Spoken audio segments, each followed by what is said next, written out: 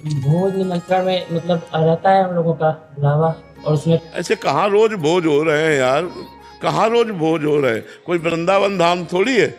गांव गली में तो कभी कभी किसी का ब्याह हुआ तो करवा दिया, ले रोज भोज कहाँ हो रहा है गांव गली में। कभी ऐसा हो तो चले गए, राधा राधा खाया, क्या चला गया। प्याज लहसुन वाला रहता है तुलसी। नहीं, प्याज लहसुन वाला तो भक्त को नहीं पाना चाहिए, क्योंकि वो तमोगुणी होता है। तो वो बता दे भाई कि हम प्याज लहसुन नहीं पाते हैं, तो बात नहीं। तो जैसे गांव में हमारे प्याज लहसुन पड़ा निमंत्रण होता था जिसमें भोजन बनता था, तो खीर में प्याज लहसुन नहीं होता, गुलाब जामुन में प्याज लहसुन नहीं होता।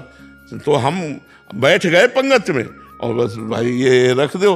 अगर वो एक गुलाब जामुन एक कटोरी खीर दे देता पर्याप्त, तो भैया अब उसको पा के अपना निमंत्रण भी पा लिया। बहुत बुद्धि से काम लेना चाहिए। हाँ, पूरी खीर और क्या बढ़िया। पूरी में कोई प्याज लहसुन थोड़ी बड़ा होता है। हाँ? बिल्कुल ऐसे ही चाहिए, ऐसे ही चाहिए। मान लो हम टेबल में बैठे हैं, अब होटल वाले का है दोनों चीज परोस, तो हम अपने टेबल में रोटी दाल खा रहे हैं, वो यहाँ मांस खा रहा है, हमें कोई परेशानी नहीं। भैया तुम्हारा तुम्हारा भोजन, हमारा हमारा भोजन, हमको अपने काम से मतलब। राधा राधा राधा। हम पृथ्वी थोड़ी बांट लेंगे, ऐसे मेज नहीं बांट लेंगे। हमारे सामने आ गए, हम अपना पा रहे, राधा राधा राधा। तुम जो पा रहे हो हम देख ही नहीं रहे, समझ ही नहीं रहे। संसार में जीना है तो ऐसे चलना पड़ेगा, अपने को छुपा के और अपने को संभाल करके चलना होता है। हम गलत नहीं करेंगे, आपको जो खाना पीना हो वहीं खाए पिए, हमें कोई परेशानी नहीं। वहीं खाए पिए, हमें कोई परेशानी। हमारा लक्ष्य होना चाहिए कि नहीं खाना पीना। बस भगवान ने कहा कि भाई तुम्हारी शर्त थी 12 वर्ष का वनवास और 1 वर्ष का अज्ञातवास, ये पूरा होने के बाद आप पूरा राज्य दे देंगे, अब आप राज्य दे दो। तो बोले नहीं देंगे। बोले आधा राज्य दे दो, इंद्रप्रस्थ में राजा बन जाएंगे युधिष्ठिर, और हस्तिनापुर में आप हो जाओ। बोले नहीं देंगे। बोले आखिरी बात 5 गांव दे दो। बोले सुई की नोक भर भी नहीं देंगे। भगवान समझा पाए उसको? अगर नहीं समझना चाहता सामने वाला तो भगवान जगत गुरु श्री कृष्ण नहीं समझा पाए। हम तुम तो उनके अंश हैं, हम कैसे समझा पाएंगे। राधे राधे महाराज जी। महाराज जी, मुझे गुस्सा बहुत आता है। उस स्थिति में सामने वाले को उल्टा सीधा कह देती। कुछ समय पहले पति के गलत व्यवहार से क्रोधित होकर मैंने नहीं, उसे गुस्सा किसी का भी मंगल नहीं करता, ना अपना मंगल करता है ना दूसरे का मंगल करता है। गुस्सा में अपनी भी हानि होती है, हृदय जलता है, और क्रोध से गलत शब्द निकल जाए तो सामने वाले का हृदय जलता है। हमें लगता है जिस समय गुस्सा आवे उस समय मौन रहना चाहिए, दोनों दांत ऊपर नीचे के कस के दबा के बोलना नहीं, बोलना नहीं। अगर बोले तो गड़बड़ हो जाएगा, नहीं बोलना, और वहां से हट जाए।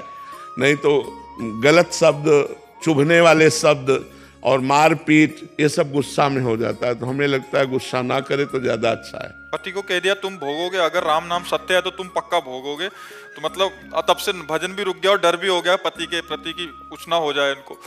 हाँ, नहीं, ऐसा नहीं कहना चाहिए, क्योंकि तुम्हारे राम तुम्हारे पति हैं।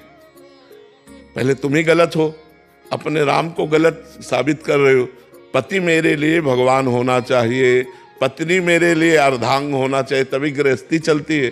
अब पति को अगर तुम भगवत भाव से नहीं देखोगे या पत्नी को आप अर्धांग भाव से नहीं देखोगे तो फिर परस्पर बैर हो जाएगा, फिर ठीक नहीं रहेगा। हाँ जी, मैं ऐसे कुछ गलत नहीं करती, बस छोटी छोटी चीजों में मतलब कभी कभी ऐसा होता है कि बहुत ऐसा नाराज हो जाते हैं। छोटी छोटी बातों में सहन करना सीखे। छोटी छोटी बातें ही बड़ा रूप ले लेती हैं।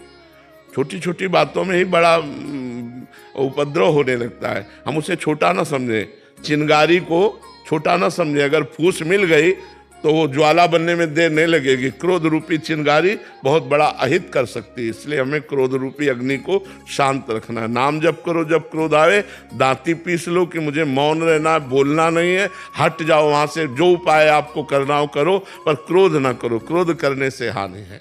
लगता है कब तक सहें, मतलब गलत नहीं है तो फिर भी बार बार नाम जब करोगे तो ये भी बात खत्म हो जाएगी, कब तक सहो। हंस के, उनका स्वभाव ऐसा है, उनका स्वभाव ऐसा है, भगवान ने उनको स्वभाव ऐसा दिया है। ऐसी भावना करके शांत हो जाना चाहिए। हम सत्संग सुनते हैं, हम भजन करते हैं तो हमको शांत हो जाना चाहिए। वो सत्संग नहीं सुनते, भजन नहीं करते तो उनका ऐसा स्वभाव है। ऐसे चलना चाहिए, बहुत प्यार भरा जीवन व्यतीत करना चाहिए।